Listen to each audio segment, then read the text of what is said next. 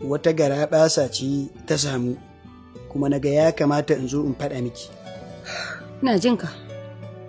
Wato, shekaran jiya na yi mafarki da ke. Wato, wannan mafarki da na yi, wai mun yi aure mun hayayyafa. Daga ƙarshe ma, bayan mun koma ga Allah, mun shiga aljanna. To da na yi wannan mafarki sai ban yi ƙasa a gwiwa ba. Sai na ce to bari in samu malam, sai na samu malaminmu, sai na masa bayani.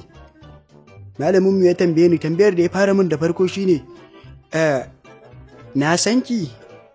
Na ce kwarai na san ki, amma ba a garinmu kike ba.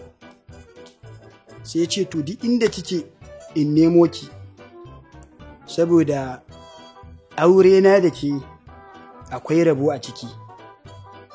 Idan muka yi aure da ke za ki yi arziki, za ki yi kuɗi, ni ma zan yi, sannan kuma duk ƙawayenki za su yi alfahari da ke, iyayenki da kowa naki za su yi alfahari da ke, za ki zamo abin alfahari a gare su.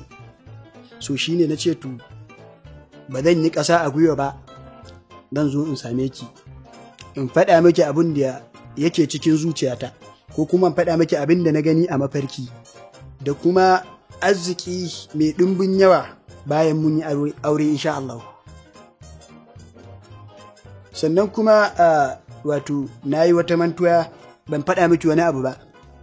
Wato ni ina sana'a, karki tunanin ko kuma bana sana'a, a'a ina yi, amma kuma sana'a ta ina yi ita ce yankan farce insha Allah. So idan muka yi aure in Allah yadda za mu yi arziki ni da ke. Na'am.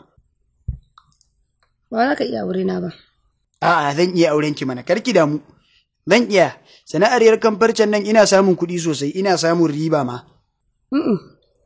Ba wai akan kuɗi bane ba, kawai dai na gaya maka ba za ka iya aure na bane. Karki damu, zan iya. In dai zaman aure ne, ni ba ni da matsala, ba wai ina cikin masu matsala bane wai. Ya ce ba za ka iya aure na ba. Saboda tun ina shekara 8. Iyayena suka mutu suka bani. Sai da ni kaɗai a wannan lokacin. Allah sarki. Karki damu. Inna lillahi wa inna ilaihi raji'un. Za mu ci gaba da musu addu'a. Kuma insha Allah na miki alƙawarin zan maye miki gurbin iyayenki. Wannan ba komai bane. Shekara ta 20. Amma na kwanta da maza guda 67. Kuma sannan na zubar da ciki sau 18. Bayan na zubar da wannan ciki sau 18. Sannan ina da ciwon kansa. Sannan ina ɗauke da wannan cutar mai karya garkuwar ɗan adam, wato HIV. Sannan likitoci sun tabbatar mu zan ƙara wata 12 a nan cikin duniyan nan ba. Amma tun da ka ce za ka aure, ke kun na gwada da saka da zakari.